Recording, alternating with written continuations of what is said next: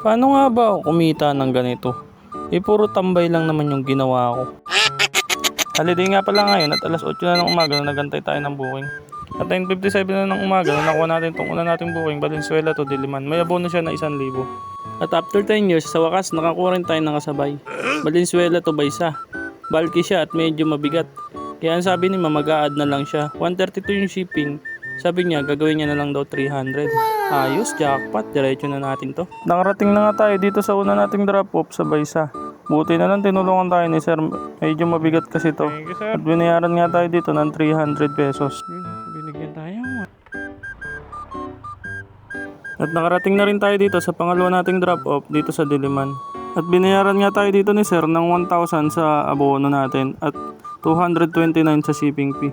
At habang inaantay natin si Sir magpabarya, nakakuha agad tayo ng booking papuntang Marikina. Ito nga yung dala natin pagkain. At dito nga natin yan na-pick up sa may Ihasinto sa may UP Diliman. Grabe, nakaka-relax ang daan dito. At diniretso na nga natin to kasi mahirap mag-double booking. Alas 12 na nga na makarating tayo dito sa Marikina. At binayaran nga tayo dito ni Ma'am ng 60 pesos. At ayun, tambay na naman, kain muna tayo.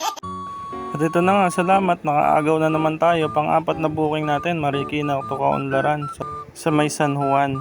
At diretso na nga natin to kasi naka-priority naman to.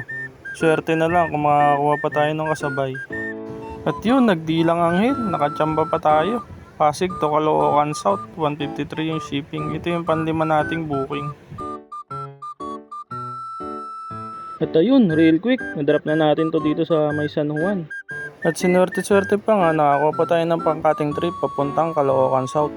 Ito nga yung pang-anim natin na booking. At ito pa nga yung una nating na drop off dito sa Caloocan South. 132 yung shipping mo, dapat ano, diba? Ha? Sayang naman yung 10. Thank you po. Hi, thank you. Wait pa rin ni Ma'am, diba? Ay, grabe init. Gilid muna tayo. Sobra init. At alas 2 na nga ng hapon nang naihatid natin tong isa dito sa Caloocan. At dahil naubusan tayo ng pan-top up, nagpa-Gcash muna tayo. At dito na nga nagkasunod-sunod yung booking natin. Pampitong booking, Caloocan to Valenzuela, 131 yung shipping. At nakakuha agad tayo, Valenzuela to Escopa Cubao, pang 8 booking, 201 yung shipping. At nakuha agad natin yung kasabay natin, Valenzuela to Marikina, 163 naman yung shipping. 200.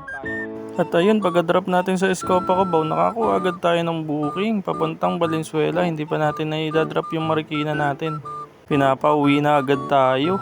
Awit. At yun na nga, na-drop na natin ton dito sa Marikina. Alas 4 na nga ng hapon dyan, kaya tambay na naman ulit tayo. At yun na nga, nakakuha tayo ng pansabay natin doon sa Valenzuela natin, papuntang May Kawayan, naka-paid by credit. Bali, pooling pala siya. Kaya nakakuha pa ulit tayo ng isang booking, papuntang Caloocan South. Bali, 3 yung dala natin, pan 12 na booking. Apa. Thank you po. 168 po. Thank you po. At ito na sana yung huli nating drop-off sa May Kawayan, pinaiwan lang sa gwardiya ni Ma'am. Kaso, nakakuha pa ulit tayo ng booking. Papuntang Valenzuela ulit pa uwi. Pan 30 na booking. At ito na nga yung huli nating booking. Kung kailan last booking na tsaka pa tayo pinakyat, buti na lang may escalator. Ito pala yung dala natin, LCD lang siya, 131 yung shipping fee.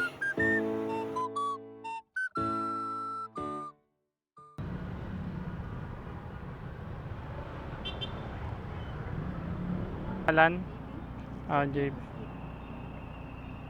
Picturean ko lang po. Thank you. Time check guys. Nung oras na 6:46 PM. Kano nga ba ang kinita ko? Dandararan. 13 booking, 1682. Ayos, solid. Hindi na tayo makikipagpalakasan pa sa ibang mga rider. Okay na tayo dito. Magpasalamat na lang tayo sa mga blessing na binigay sa atin ngayong araw. Grabe, biruin mo yun. Good yung account natin, tapos naka 1.6 pa tayo, di ba? Ayos. Thank you Lord.